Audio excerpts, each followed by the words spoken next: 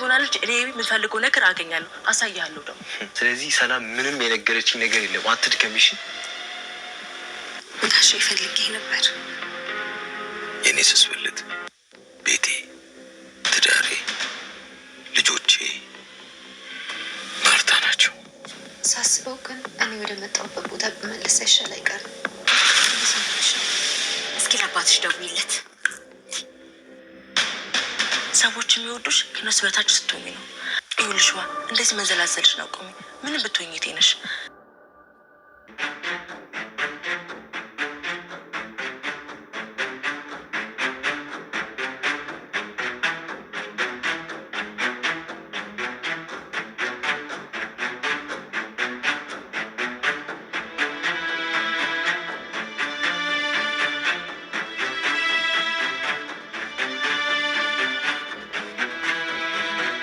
በመጨረሻም ሰላም ስለ ልጇ አባት ሁኔታውን መናገር እፈልጋለሁ ስትልም ወሰነች። ታዲያ የልጇን አባት በቅድሚያ መናገር ያለብኝ ለባለቤቱ ነው በማለት ደረጀ ላናግርህ እፈልጋለሁ ስትልም እየቀጠረችው ትገኝ ነበረ።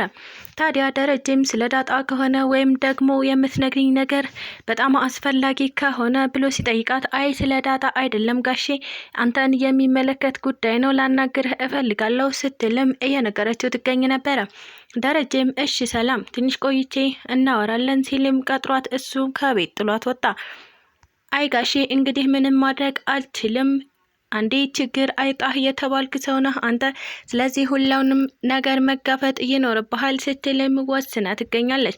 በስከ መጨረሻ ደረጀ የልጇ አባት እንደሆነ ስትነግረው ከዛም ደግሞ ዳጣንም ስለ አባቷና ስለ እናቷ ማወቅ ያለባትን ነገር ተወቅ፣ እናም ሁሉንም እንንገራት የምትለው ይመስለኛል። ሰላም ጤና ይስጥልኝ ወደና የተከበራችሁ ቤተሰቦቼ እንዴት ናችሁ? እግዚአብሔር ይመስገን እኔ በጣም ደህና ነኝ። በያላችሁበት ሰላማችሁ ይብዛ እያልኩኝ እንኳን ወደ ቻናሌ በሰላም መጣችሁ።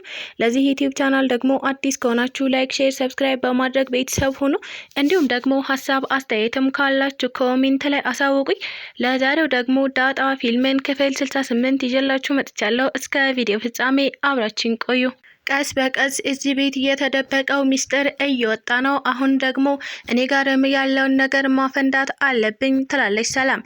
ታዲያ ሰላም መጀመሪያ መናገር ያለብኝ ለልጄ አባት ማለትም ሆዴም ውስጥ ላለው ውጭም ላለችው ልጆቼ አባት ለራሱ ነው እውነታውን መናገር ያለብኝ ስትልም ደረጀን ስለ ልጇ ልታወራው እየፈለገች ትገኝ ነበረ። ታዲያ ደረጀም ሰላም እየተረጋጊ እናም ትንሽ ቆይቼ አወራሻለሁ ሲልም ማውራት የፈለገችውን ሳያዳምጥ ጥሏት ከቤት ወጥቶ ይገኝ ነበረ። በሌላ በኩል ደግሞ ዳጣ ናት። ዳጣ እንግዲህ አባቴ ሲሳይ ነው ብላ ከተናገረች በኋላ ስለ አባቷ ማንም ሰው አይጠይቃትም ነበረ። ምንም እንኳን አቢጌል በዙሪያዋ እያንዣበበች ብትገኝም ነገር ግን ስለ ዳጣ የተደበቀው ሚስጥር በፍጹም ማግኘት አልቻለችም ነበረ። በመጨረሻ ግን ወይዘሮ ማርታ ዳጣን እስኪ አባትሽ ጋር ደዊና አገናኘኝ፣ እንዴት ልጁ እዚህ ተቀምጣ እንደ አባት አንድ ቀን እንኳን ደውለው አያናግርሽም እያለችም እየጠየቀቻት ነበረ። ዳጣም አይ ማዬ ቆይ ዛሬ እንዴት እንደዚህ አልሽኝ? እንዴት አባቴን ፈለግሽው? ወይ ምንድነው ያጠፋሁት? እያለች ለማደናገር ብትሞክርም ነገር ግን ወይዘሮ ማርታ ጥያቄዋን ከመጠየቅ ወደኋላ አላለችም። ምንም እንኳን አንቺ ጥፋት ባታጠፊም ነገር ግን ልጁ ምን ደረጃ ላይ እንዳለች ከማን ጋር እንደምትገኝ ማወቅ ይኖርበታል። እናም ይህንን ነገር ልጠይቀው እባክሽ ደዊና ስጭኝ ስትልም ነበረ እያስጨነቀቻት የምትገኘው። ዳጣም ከዚህ ጭንቀት ለመውጣት መከራዋን እያየች ትገኝ ነበረ። አሁን ስልኬ ላይ እንኳን ሲሳይ ሴቭ ያደረኩት ስልክ የለም፣ ማን ጋር ደውዬ ነው ከዚህ ጉድ የምወጣው እያለችም ከራሷ ጋር እሰጥ አገባ ውስጥ ገብታ ትገኛለች። ታዲያ ወይዘሮ ማርታ ጥያቄዋን ስላላቆመች በስከ መጨረሻ ያላትን አማራጭ መጠቀም አለብኝ፣ ስለዚህ አባቴ ጋር ደውዬ ሲሳይ ጋር እንደደወልኩኝ አድርጌ ማውራት ይኖርብኛል ስትልም ወስና ትገኝ ነበረ። ዳጣ ያሰበችውን ነገር ከማድረግ ወደ ኋላ አላለችም። ወደ ደረጀ ስልክ በመደወል ሄሎ ሲሳይ ስትል ነበረ ደረጀን እያወራችው የምትገኘው። ደረጀም ይህ ነገር ስለገባው ምን ፈልገሽ ነው ዳጣ ምን ልታዘዝ እያለ የጠየቃት ሄደ። ታዲያ ዳጣም እትዬ ልታወራ ትፈልጋለች እና ታናግራታለህ ስትልም ጠየቀችው። ደረጀም አሁን አልተመቸኝም ስራ ላይ ነኝ፣ ስለዚህ መልሼ ልደውልልሽ ሲል ነበረ ስልኩን እየዘጋባት። ዳጣም አይ እማዬ እሱ አሁን ስራ ላይ ነው አልተመቸውም፣ ስለዚህ ሌላ ቀን አገናኝሻለሁ ስትል መለሰችላት። ታዲያ ወይዘሮ ማርታም አሁንም ጥያቄዋን ቀጠለች። እሺ ችግር የለውም ዳጣዬ፣ ስልኩን ለኔ ስጭኝና እኔ በራሴ ስልክ እደውልለታለሁ ስትልም ጠየቀቻት። ግራ እየተጋባች የምትገኘዋ ዳጣ አይማዬ እንዴ ቆይ መጀመሪያ ላስተዋውቃችሁና ከዛ በኋላ ራሳችሁ ስልክ ተቀያየራችሁ ትደዋወላላችሁ ስትልም አፏን ለማዘጋት እየሞከረች ትገኝ ነበረ። ታዲያ በመጨረሻም ዳጣ ተሳክቶላታል።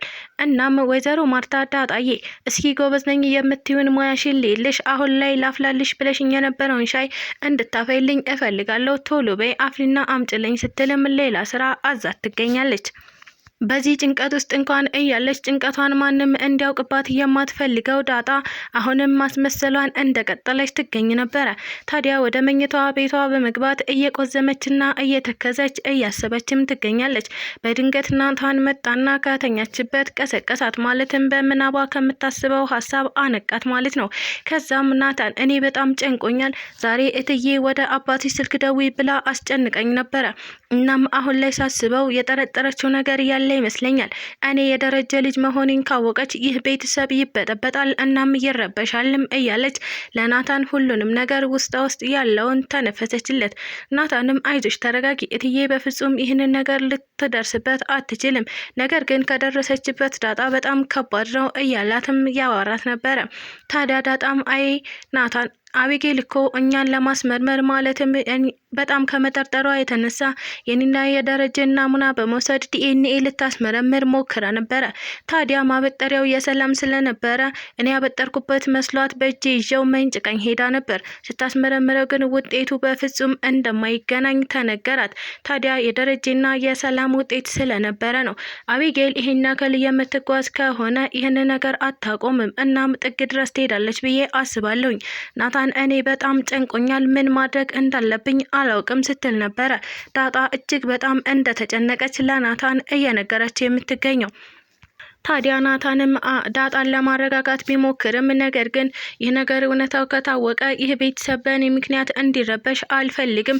ስለዚህ ወደ መጣሁበት መመለስ ሳይሻለኝ አይቀርም። ምንም ድምፄን ሳላጠፋ ከዚህ በፊት እንደኖርኩት አይነት ህይወት ወደኋላ ተመልሼ መኖር ይኖርብኛል ስትልም ነበረ ዳጣ ለናታን ሀሳቧን እየገለጸችላት የምትገኘው።